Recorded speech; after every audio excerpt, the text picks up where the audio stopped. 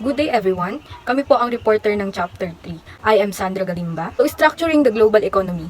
Upang maunawaan ang major structure economic na involved sa globalization, today one must have a sense of their place in economic history. Before Bretton Woods, ito yung period bago magkaroon ng tinatawag na standardized na yung world currency. At nakapaloob rin dito ang prior epoch of globalization.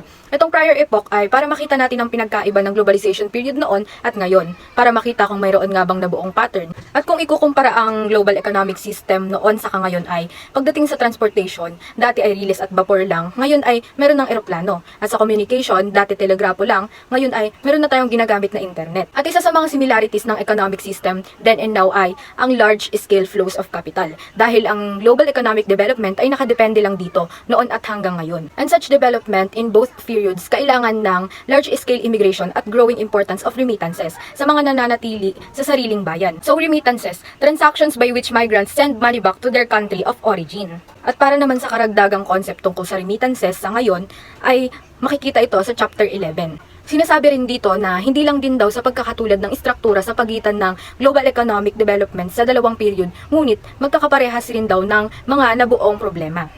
In sum, the global economy of a century ago was not equally good for everyone and was bad for many. Economic development during and after World War II. Ito ang period before the Bretton Woods system. Yung war kasi parang sinasabi na isa sa mga factor kung bakit nagkaroon ng Bretton Woods Agreement.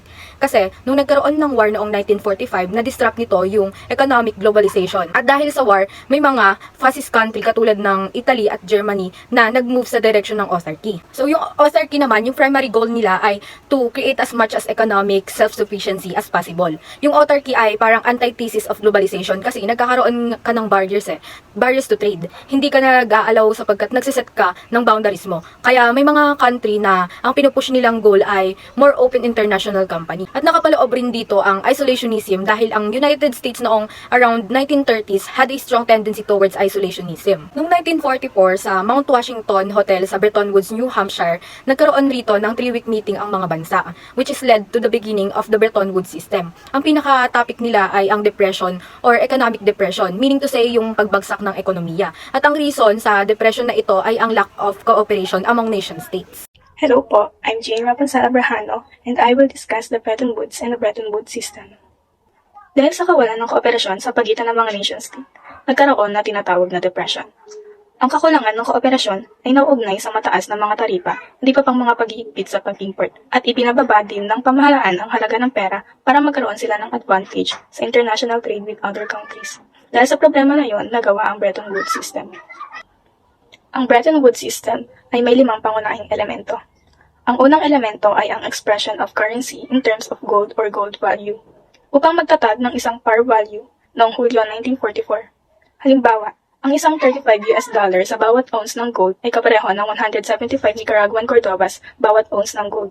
Sa makatuwid, ang halaga ng 5 Cordobas ay katumbas ng $1.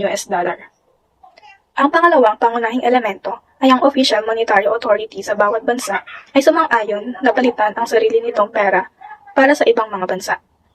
Ginawa nitong posible ang international trade sa palitan ng pera ng mga bansa nang hindi nangangailangan ng anumang outside intervention.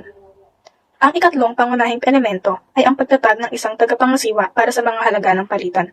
Dahil dito, naitatag ang International Monetary Fund or IMF. Binigyan ng kapangyarihan ang IMF na aprobahan ang mga par value ng mga currency at hindi binago ng mga member states ang kanilang halaga ng higit sa 10%. Kung ang isang pera ay naitatag, ang IMF ay handa na magpahiram sa mga member states na kailangan ng pera upang patatagin ito. Ang ika-4 na elemento ay ang pag-alis ng mga paghihigpit sa mga pera ng mga member states sa international trade. At ang huling elemento ay ang US dollar ang naging global currency. Pumayag ang US na gawing convertible ang dolyar sa ibang currency o ginto sa fixed par value. Pagkatapos ng World War II, kinailangan ng mundo ng bagong financial system. Ang paggamit ng ginto ay tinuturing na masyadong mahigpit, ngunit ang mga ekonomista ay nag-alala na ang mga bansa ay magpapababa ng kanilang pera upang mapalakas ang mga export. Dahil dito, 44 na bansa ang nagpadala ng mga delegado sa isang conference na ginanap sa Bretton Woods, New Hampshire noong Hulyo 1944. Ang US na may 2/3 ng mga reserbang ginto sa mundo pagkatapos ng digmaan, malinaw na sila ang pinakamaimpluwensyang bansa. Ang lahat ng mga pera ay nakalink sa dolyar at ang dolyar ay nakalink sa ginto. Ngunit mayroon silang isang concern na kung ang isang bansa ay dumaan sa isang economic crisis, paano ito makakalabas dito nang hindi binabawasan ang halaga ng pera? Upang matugunan ang isyong ito, 6 na organisasyon ang nilikha. Ito ay ang General Agreement on Tariffs and Trade, Trade-Related Aspects of Intellectual Property Rights, Trade-Related Investment Measures, World Trade Organization, International Monetary Fund at World Bank. Ang GATT na binubuo ng 23 bansa ay isang sistema para sa liberalisasyon ng kalakalan noong 1947 na lumaki mula sa Bretton Woods. Nag-operate ito hanggang 1995 nang ito ay palitan ng WTO. Ito ay tinatag para bawasan ang mga tariffs at mga hadlang sa free trade tulad ng quota. Ito ay binuo para maibalik o mapalakas ang ekonomiya pagkatapos ng World War II. Ilan sa mga layunin ng GATT ay itaas ang pamantayan at kalidad ng pamumuhay at i-develop ang mga resources ng mundo. Ang Trade-Related Aspects of Intellectual Property Rights or TRIPS ay isang agreement to protect the interests of those who create ideas. Kasama sa modernong kalakalan ang hindi lamang kalakalan sa mga produkto at serbisyo, kundi pati na rin ang pakikitungo sa intellectual property rights. Upang pangalagaan ang kalakalan sa mga intellectual property rights, isang kasunduan na kasama sa World Trade Agreements na napag-usapan bilang bahagi ng Uruguay Round na umaabot mula 1986 hanggang 1994. Dahil sa Uruguay Round, naipakilala ang intellectual property rights sa multilateral trading system sa unang pagkakataon. Ang Trade-Related Investment Measures or TRIMS ay isang WTO agreement tungkol sa mga hakbang sa kalakalan na maaaring ipataw ng mga pamahalaan sa mga dayuhang kumpanya. Ito ay hanay ng mga hakbang sa pagpapatakbo o pagganap na ipinapataw ng mga host country na pamahalaan sa mga dayuhang kumpanya upang maiwasan ang mga ito na magkaroon ng distorting effect sa kalakalan ng mga produkto at serbisyo. Mayroong ilang particular na paghihigpit sa mga dayuhang kumpanya na maaaring isama sa ilalim nito, kabilang ang mga requirements para sa minimum amounts ng local content or sourcing, mga requirements sa kung gaano karaming output ang dapat i-export, at mga limitasyon sa halaga ng mga kalakal na na-import kaugnay sa halaga ng na-export. Ang World Trade Organization or WTO ay isang multilateral organization sa Geneva, Switzerland na may 164 na miyembrong bansa. Nakafocus ito sa trade bases sa gitna ng globalisasyon ng ekonomiya at ginawa itong magnet para sa mga sumasalungat sa alinman sa mas malawak na proseso ng liberalisasyon at promosyon ng kalakalan o sa ilang partikular na aspeto ng mga operasyon ng WTO. Ang WTO ay sumasaklaw sa karamihan ng kung ano ang utos ng GATT. Habang nakatuon ang GATT sa pagbabawas ng taripa, ang WTO naman ay nakafocus sa hadlang na hindi nauugnay sa taripa sa kalakalan. Isang halimbawa ay ang pagkakaiba sa pagitan ng mga bansa kaugnay ng regulasyon sa mga bagay tulad ng goods and services. Anuman ang mga tunggalian sa loob ng WTO at sa pagitan ng mga kasaping bansa, ang mga operasyon ng WTO ay patuloy na nakabatay sa neoliberal na idea na ang lahat ng mga bansa ay nakikinabang sa free trade at ang organisasyon ay nakatuon sa pagbawas ng mga hadlang sa naturang kalakalan. Habang may mga nanalo sa ilalim ng ganitong sistema, mayroon ding natatalo. Ang International Monetary Fund or IMF ay isang organisasyon na nagpapahiram ng pera sa mga less developed countries. Ang layunin ng IMF ay itaguyod ang macroeconomic stability para sa mga member state at sa global economy. Ang IMF ay sumusuporta sa mga developed countries at ang kanilang mga pagsisikap na ipataw ang kanilang mga patakaran sa mga less developed countries. At ang panguli ay ang International Bank Reconstruction and Development, na ngayon ay tinatawag ng World Bank. Ito ay ang pinakamahalagang elemento ng World Bank Group. Sila yung tumutulong sa mga less developed countries para umunlad ang kanilang ekonomiya. Sa kasamaang palad, ang Bretton Woods system ay hindi nakasurvive dahil ang United States ay patuloy na nagpapautang upang pondohan ang iba't ibang mga proyekto. At sa makatuwid, ang halaga ng mga dolyar ay patuloy na tumataas habang ang mga reserbang ginto ng US ay patuloy na lumiliit habang mas maraming mga bansa ang humingi ng ginto kapalit ng kanilang mga dolyar. Dahil dito, opisyal na inihayag ni Nixon na ang mga dolyar ay hindi na mapapalitan ng ginto. I'm Alexander J. Gregorio from BSA 2-3, and I'm presenting End of Bretton Woods and Changes in Critics of Bretton Woods Era of Organizations. End of Bretton Woods. Ayon dito, ang Bretton Woods daw ay nagwakas noong August 15, 1971, nang ipahayag ni Pangulong Richard Nixon ang pag-alis nito sa United States sa pagiging gold standard. Ang desyong ito ay nagresulta sa devaluation ng US dollar at nagtanda ng pagbagsak ng sistema na paghahari nito sa mga currency ng iba't ibang bansa. Changes in Critique of Bretton Woods Era Organization. Some of the notable changes occurred during Bretton Woods era include International Monetary Funds or IMF. Ang International Monetary Funds daw ay nag-transition mula sa pagkakaroon nito ng fixed exchange rate system na kung saan ang isang sistema ay itinatakda ang halaga ng isang currency ng isang bansa batay sa currency ng ibang bansa.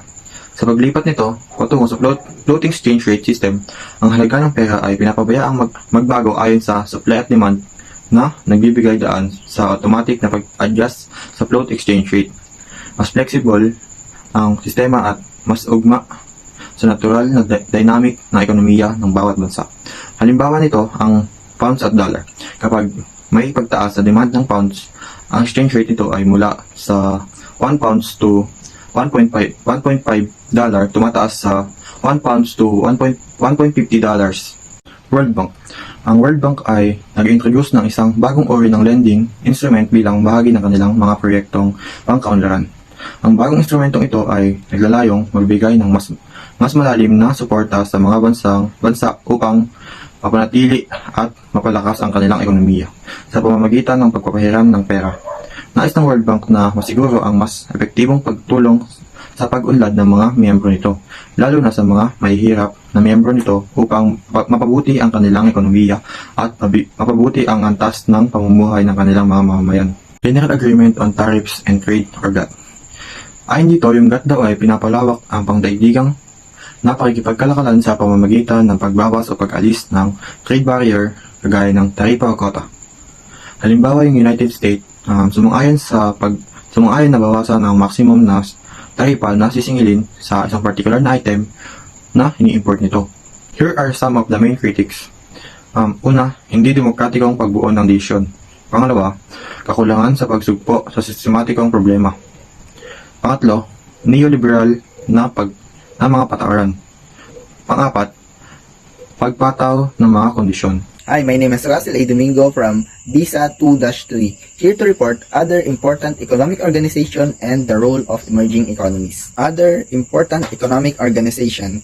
OECD o Organization for Economic Cooperation and Development ay malawak na grupo at binubuo sila ng 34 na developed nations. Sila ay mayroong maliit na formal power ngunit highly influential sila dahil binubuo sila ng mayaman at developed na bansa. Ang European Union ay bunga ng World War II era. Sinasabing ang European Union ay may 28 na miyembro dati na ngayon ay 27 na lang dahil sa pag-depart o paghiwalay ng UK. Sinasabi rin na ang European Union ay ang pinakamalaking domestic market globally na I don't know if nasurpass na ito ng China. So, ibig sabihin lang or gustong sabihin ng European Union ay nagkaisa sila na magkaroon ng basic currency na tinatawag na euro currency. Although may mga ibang bansa ang tumanggi. Another pa ay ang NAFTA or North American Free Trade Agreement na ang layunin ay tanggalin ang mga borders sa pagitan ng Canada, Mexico at US para sa trading and investment. Tapos ang FTAA ay layunin naman itong i-expand ang agreement ng lahat ng bansa na sakop ng American pero hindi ito natuloy dahil ito ay nag-fail.